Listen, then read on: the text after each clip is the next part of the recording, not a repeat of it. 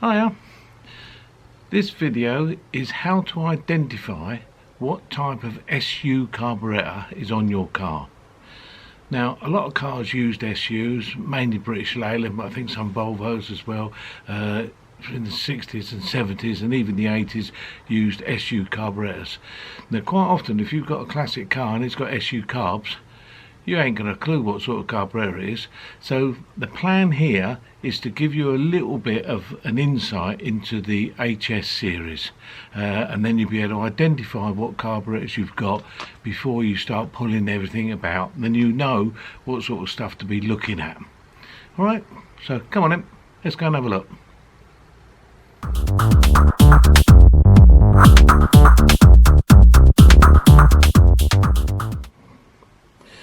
Now this video is going to be talking about carburetors where the float chamber is bolted to the side. So if you've got a carburetor where the float chamber is part of the actual carb itself, that's not the type that I'm talking about, not the HS series. So that is a totally different carb. So if you've got a carburetor and the float chamber is bolted to the side, here's a quick and easy way to identify what type of carb it is. One of the easy ways to identify what type of carb is the flange that it bolts to the manifold with. There are three different types. A flange with two holes that's at an angle like this, goes diagonally across. Another carb where the flange is top and bottom, where you've got a hole at the top and the bottom, as you can see here, and another set where the flange is four holes, and when you're looking down upon it you can see that it's a square flange, and there'll be four bolts, nuts, whatever, holding the carburetor on. They are the three basic types that I'm going to be discussing here. The one with the two-holed flange is known as the HS2. The one here that you can see here, where the flange is over at an angle, that is an HS4. And the one with four bolts holding it on is the HS6. So straight away that gives you an identifying factor that you can use to look at the correct spares. So if you know you've got an HS6, then you know exactly what to be looking for. HS6 carbs. If you've got an HS4, then obviously HS4, HS2, HS2. The HS2 was normally used on cars, quite old cars, from the 60s and early 70s. The HS4 was used on minis, in twin carbs situations on 1500 Triumphs, that sort of stuff. And the HS6 was normally used on larger capacity machines.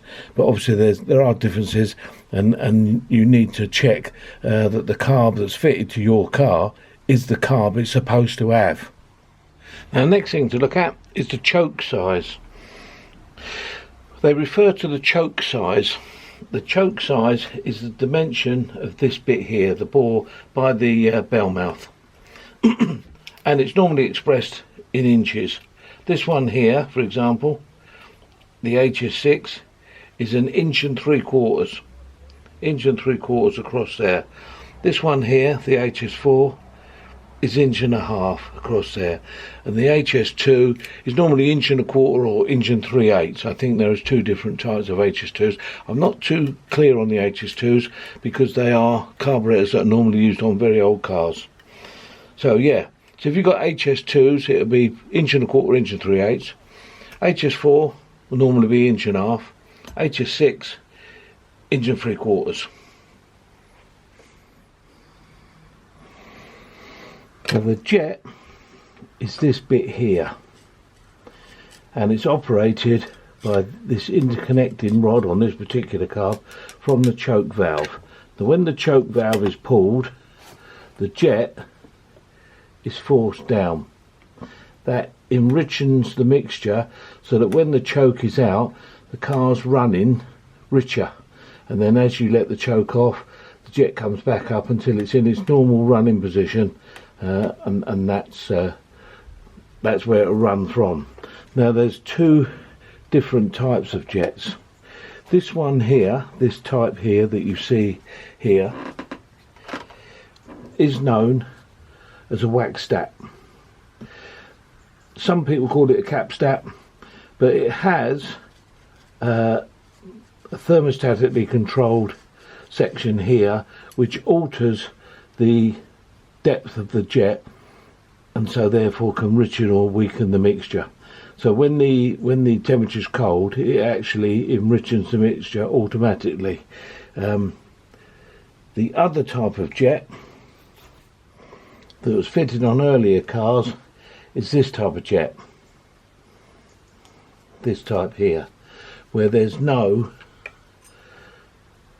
wax stat, basically a thermostatic wax thing on the side. You can see how the jet is in there and it's surrounded by this outer shell which has got the wax part in.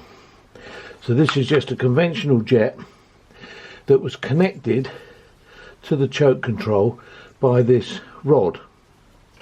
Now if you notice, this rod is a piece of steel that's been bent into shape, and there's a couple of different ways that it attaches to the jet, but it does the same job that rod does.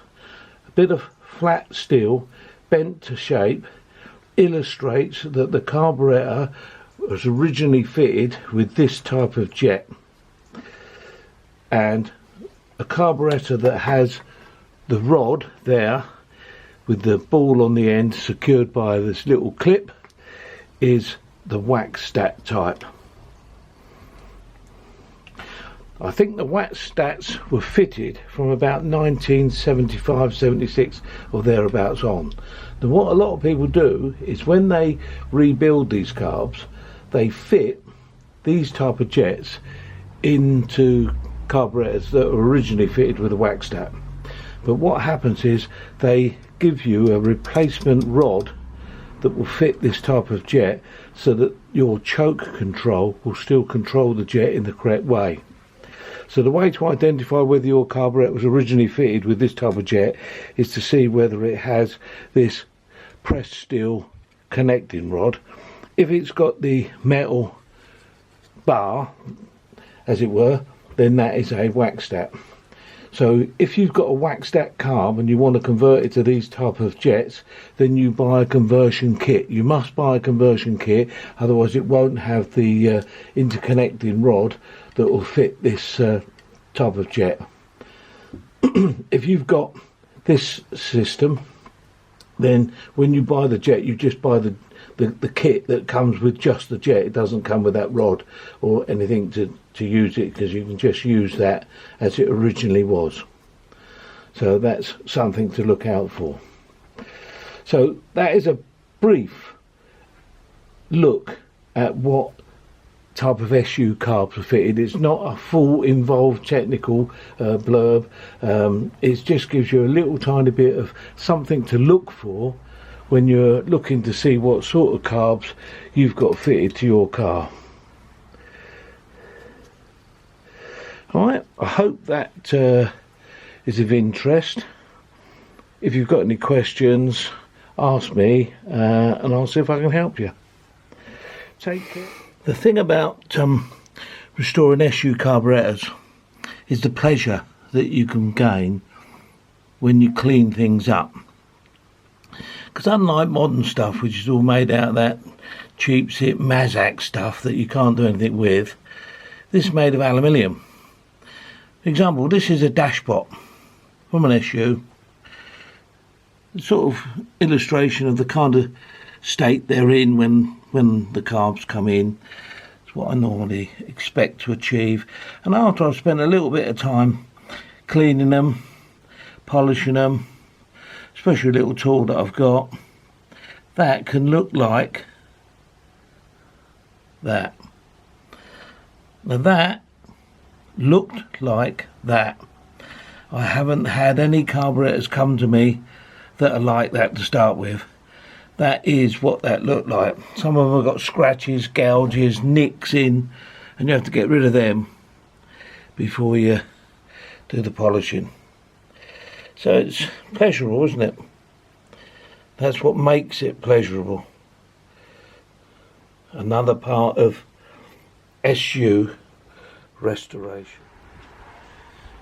There you go. Well, hopefully you enjoyed that. That will give you a few basic things to look for. Then bearing in mind this is not supposed to be an authority. I'm not an authority on SU carburetors, and anybody that knows loads about SUs will probably be tutting. But this is just to give you, the ordinary classic car owner, a little bit of information about possibly what's on your car, and and help you identify where you need to be looking to get more information about your car. Right, take care and see you soon. Bye.